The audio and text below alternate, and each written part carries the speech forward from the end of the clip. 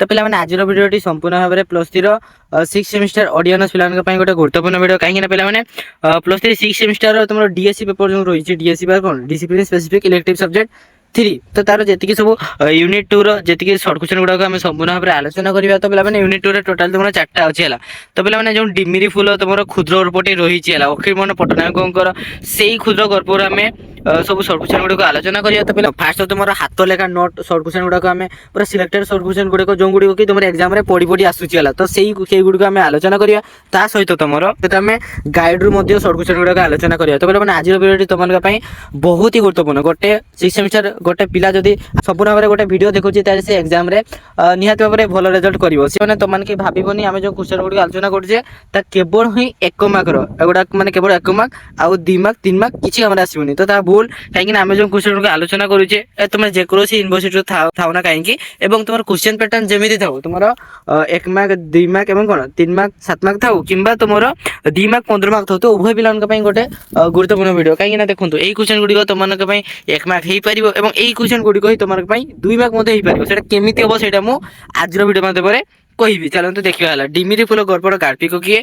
तो पे फास्ट जो क्वेश्चन टी अच्छे तुम डिमिरी फूल गल्पर गार्पिक किए ना अखिलमोहन पट्टनायक एटा समस्त जानते है। देन आम पर क्वेश्चन देखा देखो अखिलमोहन पट्टनायक केबे और केउंटारे जन्मग्रहण करते ना देखो से कौटी ना खोर्धा जिलार कौटी ना बलगड़ ठारे खोर्धा जिलार बलगड़ ठारे केते 1927 मसीहा डिसेम्बर 18 तारिख दिन से जन्मग्रहण करथिले बुझिला कौटी ना खोर्धा जिलार बलगड़ ठारे हैला केते मसीहा ना 1927 मसीहा डिसेम्बर 18 तारिख। तो आईएफ की समस्त मन प्राय रही जाइला तो आम सेमती पढ़िया जमी तुम मन रहा। देख अखिलमोहन पट्टनायक पिता नाम कौन। तो अखिलमोहन जब पिता नाम मागिले कौन पिता नाम हूँ बांकीनिधि पट्टनायक। ताले फकीरमोहन पट्टनायक पिता नाम कौन बांकीनिधि पट्टनायक मन रहा। देखा गार्पिक अखिलमोहन पट्टनायक वृत्ति कौन थे जड़े आईनजीवी थे है आईनजीवी मैंने कौन जड़े वकिल थे गार्पिक अखिलमोहन पट्टनायक जड़े आईनजीवी थे प्राय तो समस्त पिला मन रहीगला। देर में पर क्वेश्चन टी जा देखो अखिलमोहन पट्टनायक द्वारा रचित गल्प संकलन गुड़िकर नाम लेख। तो पे सी अनेक सारा जो क्षुद्र गल्प गुड़िक रचना करमती झोड़र इगल धरण कृष्ण सार सहित कौन अंधगड़ी नदीर नाम गणतंत्र और प्रथम शेष एगुड़ा हूँ गोटे गोटे क्षुद्र गल्प संकलन कहार ना अखिलमोहन पट्टनायक है। तो मैंने लंग क्वेश्चन लेख जहाँ भी क्वेश्चन लेख तो मैंने यहाँ तुम कम आसो कहीं किसी गल्प गुड़िक दरकार से कौन सब लिखिं जेहेतु तुम गल्प उपर पढ़ीच है तुम कौन आगर जो उपन्यास विषय पढ़ुल यहाँ सब भ्रमण कहानी देन तुम समालोचना आत्मजीवनी सहित ये तुम पद्य साहित्य गद्य साहित्य तो से विषय तुम पढ़ार अच्छी है। तो तेणुक सेगुड़ा दरकार से कौन सब लिखिं है। देन देख 6 नंबर कौन क्यों गल्प से केन्द्र साहित्य एकाडेमी पुरस्कार पाई। तो पिला माने जदि केंद्र साहित्य एकाडेमी पुरस्कार कथा आसिला ताले तुम मन रख जे अंधगड़ी से अंधगड़ी जो ताकर क्षुद्र गल्प संकलनटी तो सेही अंधगड़ी संकलन पाई से केते मसिया रे ना 1981 मसिया रे केंद्र साहित्य एकाडेमी पुरस्कार पाइथिले केते रे 1981 मसिया रे केंद्र साहित्य एकाडेमी पुरस्कार पाइथिले मन रहीगला। देन चलतु 7 नंबर कौन अच्छी देखा देखो गार्पिक अखिलमोहन पट्टनायक केउ पत्रिकार संपादक थे ना मन रख पिले ना भुवनेश्वर प्रकाशित पाउथिबा समावेश पत्रिका कौन ना समावेश पत्रिकार संपादक थे ताहले किए ना गार्पिक अखिलमोहन पट्टनायक समावेश पत्रिकार संपादक थे है मन रहा समावेश पत्रिकार प्रकाशक थे मन रख पिला माने है एगुड़ा। तापर देखा डिमिरी फूल गल्पटी क्यों गल्प संकलन आसी तो पिला माने अंधगड़ी जो अंधगड़ी क्षुद्र गल्पटी जो गल्प पाई से केंद्र साहित्य एकाडेमी पुरस्कार पाई से ही गल्परू डिमिरी फूल गल्पटी आसी बुझीगला। तापर देख कौन अच्छी है डिमिरी फूल गल्पर नायक किए। तो पे मन रखु डिमिरी फूल गल्पर गार्पिक निजे नायक साजिशंती और गल्पर नाम हूँ अशोक है गल्प नाम हूँ अशोक किए ना गार्पिक अखिलमोहन पट्टनायक है। देखिए अशोक क्यों विश्वविद्यालय पढ़ुले ना देखु अशोक आल्हाबाद विश्वविद्यालय स्नातकोत्तर पढ़ुले स्नातकोत्तर है जोटी आम पीजी कौचे है से पढ़ुले विश्वविद्यालय। देखिए अशोक पूजा छुट्टी कौन केउठी को बुलाक जाते देखो गौहाटी अशोक पूजा छुट्टी गौहाटी को बुलावाई ଯାଇଥିଲେ। ତାପରେ ଦେଖିବା ସେ କେଉଁ ହୋଟେଲରେ ରହୁଥିଲେ। ଦେଖନ୍ତୁ ସେ ଟିଭି ହୋଟେଲର କେତେ ନା 24 ନମ୍ବର ରୁମରେ ରହୁଥିଲେ। 24 ନମ୍ବର ରୁମରେ ଟିଭି ହୋଟେଲର 24 ନମ୍ବର ରୁମରେ ରହୁଥିଲେ ହେଲା, ମନେ ରଖ। ତାପରେ ଆସିଲା ଗାଡିରୁ ଓହ୍ଲାଇ ଭଦ୍ରମହିଳା ଆଗନ୍ତୁକକୁ ଗଣ ସମ୍ବୋଧନ କରିଥିଲେ ନା କଣ ଡାକିଥିଲେ କିରେ ନା ଗାଡିରୁ ଯେତେବେଳେ ଓହ୍ଲେଇଲେ କିଏ ନା ଭଦ୍ରମହିଳାଟି ତ ଆଗନ୍ତୁକକୁ ସଞ୍ଜୟ ବୋଲି ସମ୍ବୋଧନ କରିଥିଲେ ବା କଣ ଡାକିଥିଲେ। ତାପରେ ଦେଖିବା କଣ ଅଛି, ଭଦ୍ରମହିଳା ଜଣଙ୍କର ବୟସ ପାଖାପାଖି କେତେ ଥିଲା ନା ପାଖାପାଖି କେତେ 40 ବର୍ଷ ପ୍ରାୟ ହବ ହେଲା। ଭଦ୍ରମହିଳାଙ୍କର ବୟସ କେତେ ନା ପାଖାପାଖି 40, ମାନେ ସେ 40 48 କି 40 ରୁ ଅଧିକ ବି ହେଇପାରେ, 41 42 ସେ ପାଖାପାଖି ହେଲା। ଦେନ୍ ଦେଖନ୍ତୁ ଭଦ୍ରମହିଳା ଜଣକ କଣ ଆଣିବା ପାଇଁ ପୂଜାରୀକୁ ବରାଦ ଦେଇଥିଲେ ନା ଦେଖନ୍ତୁ କଫି, କାହିଁକି ନା ସଞ୍ଜୟ ଚା ପିଅନ୍ତି ନାହିଁ। ସଞ୍ଜୟ ଯେହେତୁ ଚା ପିଅନ୍ତି ନାହିଁ ସେ କଫି ଆଣିବା ପାଇଁ ପୂଜାରୀକୁ ବରାଦ ଦେଇଥିଲେ। ତାପରେ ଦେଖିବା ଭଦ୍ରମହିଳା ସଞ୍ଜୟକୁ କଣ ପ୍ରଶ୍ନ ପଚାରିଥିଲେ ନା ଦେଖନ୍ତୁ ପିଲାମାନେ, ଭଦ୍ରମହିଳାଟି କଣ ଭଦ୍ରମହିଳା ଜଣ ଯିଏକି ସଞ୍ଜୟକୁ ପ୍ରଶ୍ନ କରିଥିଲେ ଯେ କହିଲ ଦେଖି ସଞ୍ଜୟ ମୁଁ ଚାରେ କେତେ ଚାମଚ ଚିନି ଖାଏ ହେଲା। ଏଗୁଟା ସେ ମାନେ ଟେଷ୍ଟ କରିବା ପାଇଁ ସେ ପଚାରି ଦେଇଥିଲେ। ତାପରେ ଦେଖିବା କେତେ ବର୍ଷରେ ଥରେ ଆସି କଣ ଦେଖିଯିବା କଥା ଭଦ୍ରମହିଳା ସଞ୍ଜୟ କୁ କହିଛନ୍ତି ଏବଂ କାହା ବିଷୟରେ କହିଛନ୍ତି ନା ଦେଖନ୍ତୁ 4-5 ବର୍ଷରେ ଥରେ ଦେଖିଯିବା କଥା ଭଦ୍ରମହିଳା ସଞ୍ଜୟକୁ କହିଛନ୍ତି। ସେ ତାଙ୍କର ଝିଅ ମଞ୍ଜୁ ବିଷୟରେ ସଞ୍ଜୟକୁ କହୁଥିଲେ। ତାଙ୍କର ଝିଅ ମଞ୍ଜୁ ଯିଏକି ମାନେ ତାଙ୍କ ସାଙ୍ଗରେ ବିବାହ ହବ ବୋଲି ସ୍ଥିର କରାଯାଇଥିଲା ହେଲା। ମଞ୍ଜୁ କେବେ ବିଲାତ ଯିବ ବୋଲି ଭଦ୍ରମହିଳା କହିଛନ୍ତି। କେବେ କିରେ ନା ଦେଖନ୍ତୁ ସେ ଡିସେମ୍ବରରେ ସେମିତି ଡେଟ୍ ଟା ଦିଆ ହେଇନି, ବଟ୍ ସେ ଡିସେମ୍ବର ମାସରେ ସେ ବିଲାତ ଯିବେ ବୋଲି କୁହାଯାଇଛି ହେଲା। ତାପରେ ଦେଖିବା କଣ ଅଛି, ସଞ୍ଜୟ କଣ କହି ଭଦ୍ରମହିଳାଙ୍କ ଘରୁ ଚାଲି ଆସିଥିଲେ ନା ଦେଖନ୍ତୁ ପିଲାମାନେ, ସଞ୍ଜୟ ଭଦ୍ରମହିଳାଙ୍କୁ କହିଲେ ଯେ କଣ ତାଙ୍କର ଜଣେ ବନ୍ଧୁଙ୍କର ସହିତ କଣ ଆପାର୍ଟମେଣ୍ଟ ଅଛି, ସେଥିପାଇଁ ମତେ ଶୀଘ୍ର ଯିବାକୁ ହେବ ଏକଥା କହିଥିଲେ ଏବଂ ସେଠୁ ପଳେଇ ଯାଇଥିଲେ। ସଞ୍ଜୟ ଆସିବା ବେଳେ ଭଦ୍ରମହିଳା ତାଙ୍କୁ କଣ ପ୍ରଶ୍ନ କରିଥିଲେ ନା ଦେଖନ୍ତୁ ସଞ୍ଜୟ ଯେତେବେଳେ ଆସିଲେ ସେତେବେଳେ ଭଦ୍ରମହିଳାଙ୍କ ଘରୁ ଆସିବାକୁ ବାହାରିଲେ ହେଲା। ତାପରେ ଦେଖିବା ଦେଖନ୍ତୁ ଠିକ ସେଇ ସମୟରେ ଭଦ୍ରମହିଳା ପ୍ରଶ୍ନ କଲେ ଯେ ସଞ୍ଜୟ ତୁମେ କେଉଁଠି ରହିଛ, ତୁମର ଠିକଣା କେଉଁଠି କଥା ପଚାରିଥିଲେ। କିଏ ନା ସେଇ ଭଦ୍ରମହିଳାଟି କାହାକୁ ନା ସେଇ ସଞ୍ଜୟକୁ ହେଲା। ସଞ୍ଜୟକୁ କିଏ ହୋଟେଲରେ ଛାଡିବାକୁ ଯାଇଥିଲା ନା ଦେଖନ୍ତୁ ପିଲାମାନେ, ଭଦ୍ରମହିଳାଙ୍କର ସଞ୍ଜୟ ଉପରେ କଣ ଦୟାଭାବ ଆସିଥିଲା ଯେ ଏଇ ବର୍ଷା ପାଣିରେ ତମେ ଚାଲିକରି ଯିବ ନାହିଁ, ଗାଡିରେ ବସ ଏବଂ ସଫର ନେଇ ଛାଡି ଆସିବ ଆଉ ତମ ହୋଟେଲ ବି ଦେଖି ଆସିବ କଥା ସେ ଭଦ୍ରମହିଳାଟି କହିଥିଲେ। ଯେହେତୁ ବର୍ଷା ବି ଆସିଥିଲା ତେଣୁକରି ତାଙ୍କୁ ଦୟା ଲାଗିଲା ଭଦ୍ରମହିଳାଙ୍କୁ ହେଲା। ତାପରେ ଦେଖିବା କଣ ଅଛି, ଭଦ୍ରଲୋକ ଅଶୋକକୁ ଭେଟି କଣ କହିଲେ ନା ଦେଖନ୍ତୁ ପିଲାମାନେ, ଭଦ୍ରଲୋକ ଅଶୋକଙ୍କୁ ଭେଟୁ କହିଲେ ଯେ କଣ ତମେ କାଲି ସନ୍ଧ୍ୟାରେ ଯେଉଁ ଘରେ ଆଶ୍ରୟ ନେଇଥିଲ ସେଟା ମୋର ଘର ଆଉ ସେ ମୋର ସ୍ତ୍ରୀ। ମୁଁ ଠିକ ଜାଣିଥିଲି ଯେ ମୋର ସ୍ତ୍ରୀ ମସ୍ତ ବଡ ଭୁଲ କରିଛନ୍ତି। ଆଜି ସକାଳେ ସେ ମତେ କଣ ଜୋର କରିକି ତମ ପାଖକୁ ପଠେଇଲେ। ସେ ସ୍ଥିର ନିଶ୍ଚିତ ଯେ ତମେ ହେଉଛ ସଞ୍ଜୟ ବୋଲି। ତାପରେ ଦେଖିବା ସଞ୍ଜୟ କିଏ, ମଞ୍ଜୁ ସହିତ ତାର ସମ୍ପର୍କ କଣ ନା ଦେଖନ୍ତୁ ସଞ୍ଜୟ ମଞ୍ଜୁଶ୍ରୀ ଜଣେ ଭଲ ବନ୍ଧୁ। ପିଲାବେଳେ ସେମାନେ ସାଙ୍ଗ ହେଇକି ପାଠ ପଢୁଥିଲେ ଏବଂ ପରବର୍ତ୍ତୀ ସମୟରେ ମଞ୍ଜୁ ସହିତ ସଞ୍ଜୟର ବିବାହ ସ୍ଥିର ହୋଇଥିଲା। ମାତ୍ର ମଞ୍ଜୁର ମୃତ୍ୟୁ ପରେ ସଞ୍ଜୟର ଆଉ ଦେଖା ନାହିଁ। ତାପରେ ଦେଖିବା ଦେଖନ୍ତୁ ସଞ୍ଜୟ ଭଦ୍ରଲୋକ ଜଣଙ୍କୁ କି କଥା ଦେଇଥିଲେ ନା ଦେଖନ୍ତୁ ସଞ୍ଜୟ ଭଦ୍ରଲୋକ ଜଣଙ୍କୁ କଥା ଦେଇଥିଲେ ଯେ ତାଙ୍କର ଯେତେ ଅସୁବିଧା ପାଉନା କାହିଁକି ସେ ମଝିରେ ଭଦ୍ରଲୋକଙ୍କ ଘରକୁ ଯିବେ, କାରଣ ତାଙ୍କର ସ୍ତ୍ରୀ ସଞ୍ଜୟକୁ ଦେଖି ବହୁତ ଖୁସି ହେବେ।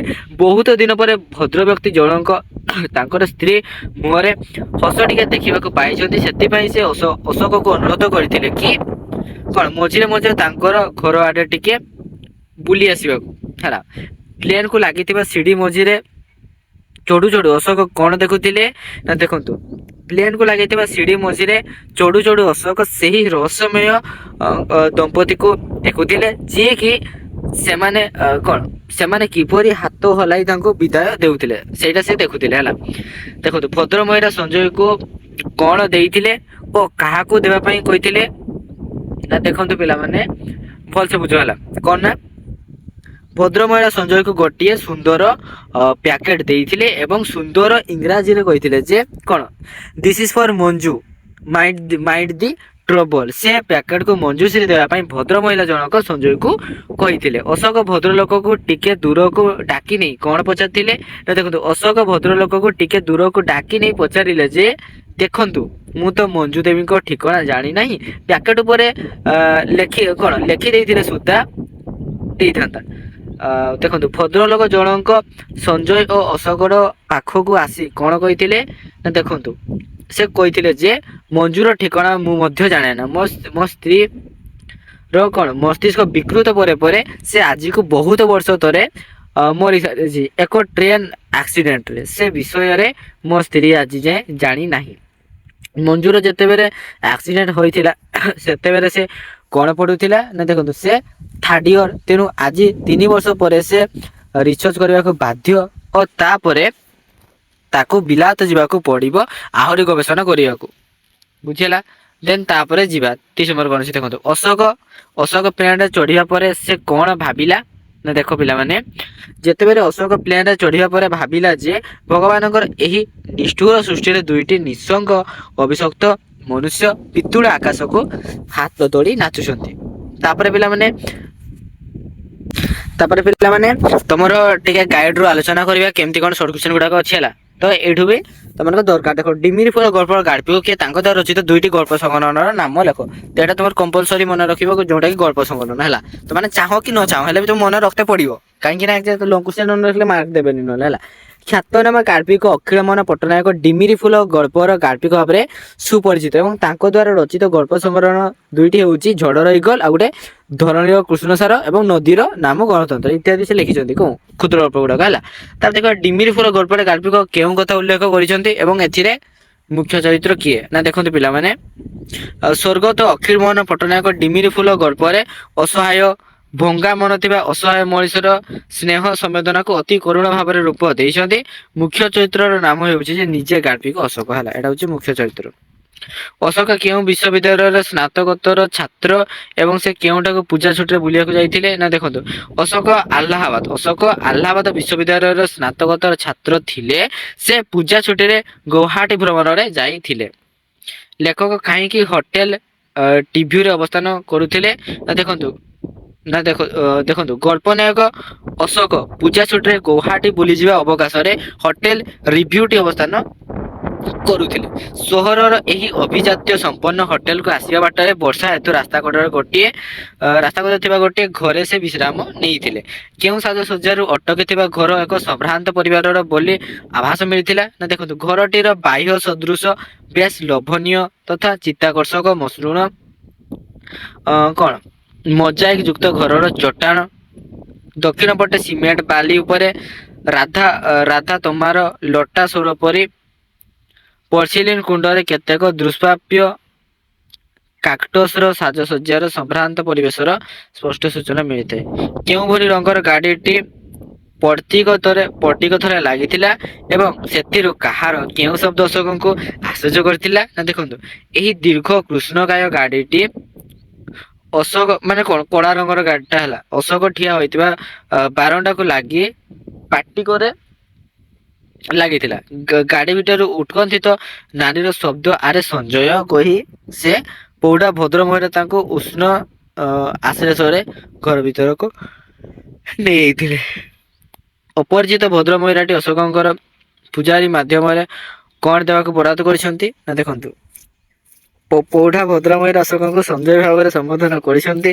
ଲେଖକଙ୍କର ସେ ଭଦ୍ର ମହିଳା ସହିତ ପୂର୍ବରୁ କୌଣସି ପରିଚୟ ନଥିଲା। ସେଇ ଭଦ୍ର ମହିଳା ଅଶୋକଙ୍କୁ ସଞ୍ଜୟ ଭାବିକି କଣ ପୂଜାରୀଙ୍କୁ ଚା ବଦଳରେ କଫି ଅଭ୍ୟାସ ଥିବା ସଞ୍ଜୟଙ୍କ ପାଇଁ କଫି ବରାଦ କରିଛନ୍ତି ହେଲା।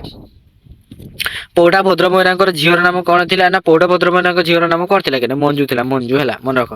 ଆଉ ଅଳ୍ପ ଅଛି ପିଲାମାନେ ଦେଖ ସଞ୍ଜୟ ଭାବି ଅଶୋକଙ୍କୁ ଭଦ୍ର ମହିଳା ଝିଅ ବିଷୟରେ କି ମନ୍ତବ୍ୟ ରଖିଥିଲେ। ଦେଖନ୍ତୁ ଝିଅ ମଞ୍ଜୁ ବାହାରେ ରହି ରିସର୍ଚ୍ଚ କରୁଛି, ଘର କଥା ତାର ମୋଟେ ମନେ ପଡୁନାହିଁ। ଛୁଟିରେ ଆସିବା ପାଇଁ ବାପା ପ୍ଲେନ ଟିକେଟ ପଠାଇଥିଲେ ମଧ୍ୟ ସେ ଆସିବା ହେତୁ କଣ ବିଷାଦିତ କଥା ସମ୍ପର୍କରେ ବକ୍ତବ୍ୟ ଦେଇଛନ୍ତି। ଭଦ୍ର ମହିଳା ଜଣକ କାହାକୁ ନିଜ ଗାଡିରେ ଟିଭ୍ୟୁ ହୋଟେଲରେ 24 ନମ୍ବର ରୁମରେ ଛାଡିବାର ବ୍ୟବସ୍ଥା କରିଥିଲେ। ବର୍ଷା କମିଯିବାରୁ ଭଦ୍ର ମହିଳା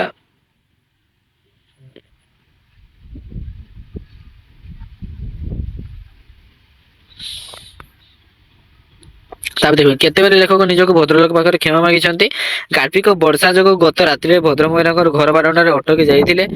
ସେ ଯେ ସଞ୍ଜୟ ନୁହନ୍ତି ଲେଖକ ଅଶୋକ ଏକଥା ସେ ଗତ ରାତିରେ କୌଣସି ପ୍ରକାର ଭଦ୍ର ମହିଳାଙ୍କୁ କହିପାରୁ ନଥିବାରୁ ଆପଣଙ୍କୁ ଭୁଲ ପାଇଁ କ୍ଷମା ମାଗି ନେଇଛନ୍ତି। ଭଦ୍ର ମହିଳାଙ୍କର એકમાત્ર କନ୍ୟା ମଞ୍ଜୁଶ୍ରୀ ସହିତ କାହାର ବିବାହ ସ୍ଥିର ହୋଇଥିଲା?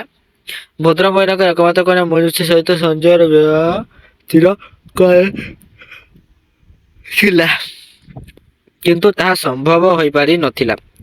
ଭଦ୍ର ବ୍ୟକ୍ତିଟି ଅଶୋକଙ୍କ ସଞ୍ଚୟ ଭୂମିକା ନିର୍ବାହ କରିବା ପାଇଁ ଅନୁରୋଧ କରିଥିଲେ। ଦେଖନ୍ତୁ, ଦିସ୍ ଇଜ୍ ଫର୍ ମଞ୍ଜୁ।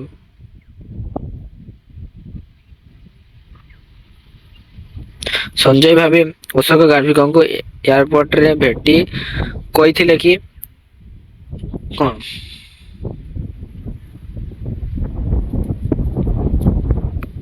ତାପରେ ଦେଖନ୍ତୁ କଣ ଅଛି, this is for Manju mind the trouble. ଏକଥା କିଏ କାହାକୁ କହିଛି?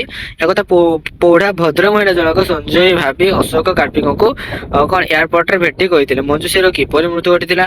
ମଞ୍ଜୁର ଠିକଣା ଅଜଣା ବୋଲି ଅଶୋକଙ୍କ ନିକଟରେ ଭଦ୍ର ବ୍ୟକ୍ତିଟି କହିଥିଲେ। କାରଣ ଦେଖନ୍ତୁ, ଥାର୍ଡ ଇୟର ପଢୁଥିବା ବେଳେ ଟ୍ରେନ ଆକ୍ସିଡେଣ୍ଟରେ ତା ମୃତ୍ୟୁ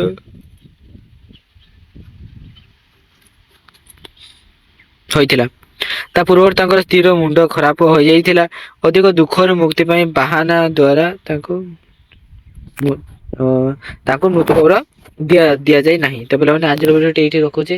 ଦେଖା ହବା ଗୋଟେ ନେକ୍ସଟ ଭିଡ଼ିଓରେ ହେଲା। ତ ପିଲାମାନେ, ଯୋଉ ପିଲାମାନେ ଚ୍ୟାନେଲ ନୂଆ ଆସିଛନ୍ତି ଚ୍ୟାନେଲକୁ ସବସ୍କ୍ରାଇବ କରିଦିଅନ୍ତୁ ଏବଂ କମେଣ୍ଟ ମାଧ୍ୟମରେ ନିଜର ମତାମତ ଦିଅନ୍ତୁ। ଧନ୍ୟବାଦ। ଜୟ ଜଗନ୍ନାଥ।